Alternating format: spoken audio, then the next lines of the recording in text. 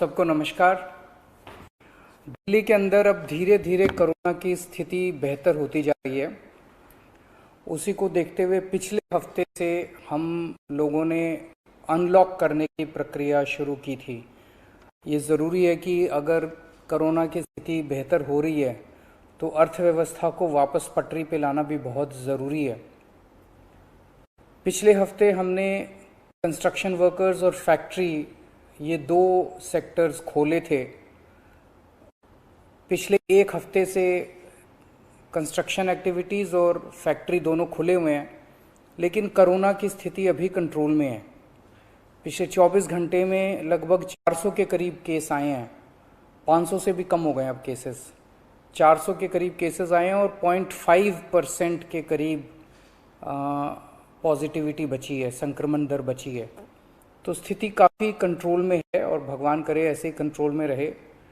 तो ये वाला जो लॉकडाउन पिछले हफ्ते ऐलान किया था वो सोमवार को सुबह 5 बजे तक है। उसके आगे भी लॉकडाउन जारी रहेगा, लेकिन काफ़ी सारी और एक्टिविटीज़ में रियायत दी जा रही है, उनको खोला जा रहा है। एक तो जितने बाज़ार हैं, मॉल्स हैं, उनको खोला जा रहा है ऑड इवन के बेसिस पे, कि आधी दुकानें एक दिन खुलेंगी, आधी दुकानें दूसरे दिन खुलेंगी, आधी दुकानें एक दिन, आधी दुकानें दूसरे दिन। 10 बजे से सुबह 10 बजे से शाम को 8 बजे तक, दुकान नंबर के हिसाब से, ऑड इवन के हिसाब से दुकानें खोली जाएंगी। दूसरा, जितने दिल्ली में सरकारी दफ्तर हैं, उन सरकारी दफ्तरों में ग्रुप ए ऑफिसर्स जो हैं वो 100% काम करेंगे और ग्रुप बाकी उसके नीचे वाले जो हैं वो 50% काम करेंगे। लेकिन जो एसेंशियल सर्विसेज में काम करने वाले कर्मचारी हैं वो 100% काम करेंगे और हर एचओडी डिसाइड करेगा कि किसको एसेंशियल सर्विस कहना है और किसको 50% करना है और किसको 100% करना है। जितने प्राइवेट ऑफिसेज हैं उन सभी प्राइवेट ऑफिसेज में 50% मैन पावर के साथ वो खोले जा सकते हैं और लेकिन कोशिश करेंगे कि ज़्यादा से ज़्यादा लोग वर्क फ्रॉम होम करें और अपने प्राइवेट ऑफिसेज कोशिश करें अपने टाइम को स्टैगर करने की, कि ताकि सब लोग एक साथ सड़क पे ना आए। दूसरी चीज़, जो स्टैंड अलोन शॉप्स हैं और जो एसेंशियल सर्विसेज प्रोवाइड करने वाली शॉप्स हैं वो ऑड इवन के बेसिस पे नहीं, वो रोज खुलेंगी। दिल्ली मेट्रो 50% कैपेसिटी के ऊपर चालू की जा रही है और ई कॉमर्स के जरिए जो सामान बेचने की प्रक्रिया है वो चालू रहेगी।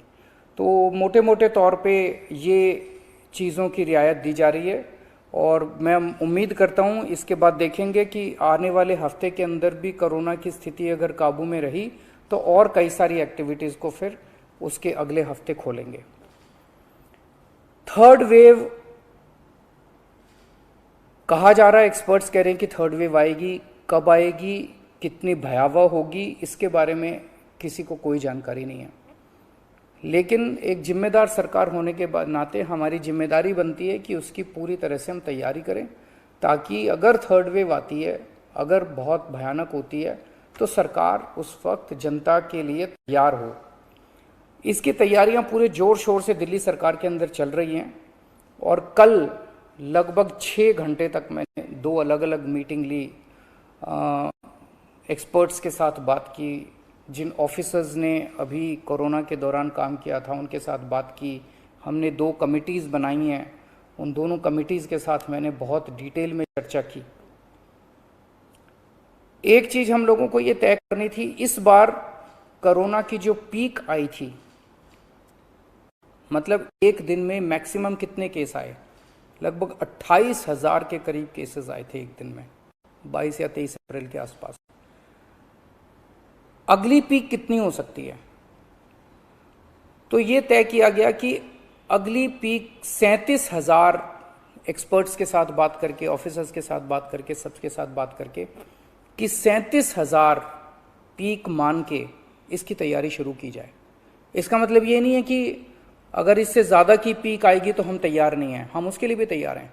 लेकिन एक तरह से 37,000 के बेस के ऊपर अगर हम तैयार हो गए तो फिर अगर उससे भी कहीं ज़्यादा पीक आती है तो उसकी भी तैयारी हम लोग, उसकी भी, अगर 37,000 की तैयारी हमारी है तो फिर मान लीजिए और ज़्यादा आती है तो उसकी तैयारी तो होगी उसके लिए हम ज़्यादा तैयार हो पाएंगे। तो 37,000 को एक तरह से बेस माना जा रहा है। 37,000 की पीक की तैयारी के हिसाब से अब सारे कैलकुलेशंस किए जा रहे हैं कि अगर 37,000 की पीक आती है तो कितने बेड्स की ज़रूरत पड़ेगी, कितने आईसीयू की ज़रूरत पड़ेगी, कितने उसमें से बच्चों वाले होने चाहिए, कितनी ऑक्सीजन की ज़रूरत पड़ेगी, ये सारी चीज़ें, अब कितनी दवाइयों की ज़रूरत पड़ेगी, ये सारी चीज़ें अब कैलकुलेट की जा रही हैं। एक पीडियाट्रिक टास्क फोर्स अलग से बनाई गई है। वो पीडियाट्रिक टास्क फोर्स ये तय करेगी कि जितने हमारे ऑक्सीजन बेड्स होंगे उसमें से कितने बच्चों के होने चाहिए, जितने आईसीयू बेड्स होंगे उसमें से कितने बच्चों के होने चाहिए। जो बच्चों के होंगे उसके लिए फिर अलग किस्म का सारा इक्विपमेंट होगा, उसका अलग किस्म के मास्क होंगे, अलग किस्म का ऑक्सीजन का मास्क होगा, उसकी सारी चीज़ें अलग होंगी। वो पीडियाट्रिक टास्क फोर्स बना दी गई है कल, वो अलग से अपनी तैयारी करके अपनी रिकमेंडेशंस देगी। इस बार ऑक्सीजन की बड़ी कमी हुई थी और ऑक्सीजन की कमी की वजह से हम लोगों ने देखा कि कई बार ऐसे हुआ था जब ऑक्सीजन बेड्स नहीं मिले थे, ऑक्सीजन के लिए काफ़ी संघर्ष करना पड़ा था। अल्टीमेटली अपने को सुप्रीम कोर्ट के इंटरवेंशन के बाद केंद्र सरकार के सहयोग से अपने को ऑक्सीजन मिली, लेकिन जब तक ऑक्सीजन नहीं मिली तब तक दिल्ली में त्राही त्राही मच गई थी। अगली वेव अगर आती है तो हम नहीं चाहते कि इस तरह की दिल्ली के अंदर त्राही त्राही मचे। तो ये तय किया गया, इसकी तैयारी शुरू कर दी गई। 420 टन ऑक्सीजन की स्टोरेज कैपेसिटी तैयार की जा रही है। इंद्रप्रस्थ गैस लिमिटेड से बात की गई है और उन्हें 150 टन ऑक्सीजन प्रोडक्शन का प्लांट, 420 टन ऑक्सीजन तो स्टोरेज कैपेसिटी क्रिएट की जा रही है और 150 टन ऑक्सीजन प्रोडक्शन करने के लिए उनको प्लांट लगाने के लिए कहा गया है। उन्होंने कहा 18 महीने लगेंगे, लेकिन जो भी है शुरुआत कहीं ना कहीं तो अपने को करनी पड़ेगी। इसके अलावा इस बार सबसे बड़ी दिक्कत आई थी टैंकरों की। ऑक्सीजन के टैंकर नहीं थे दिल्ली में, दिल्ली इंडस्ट्रियल स्टेट नहीं है, इसीलिए अपने पास ऑक्सीजन टैंकर है ही नहीं दिल्ली में।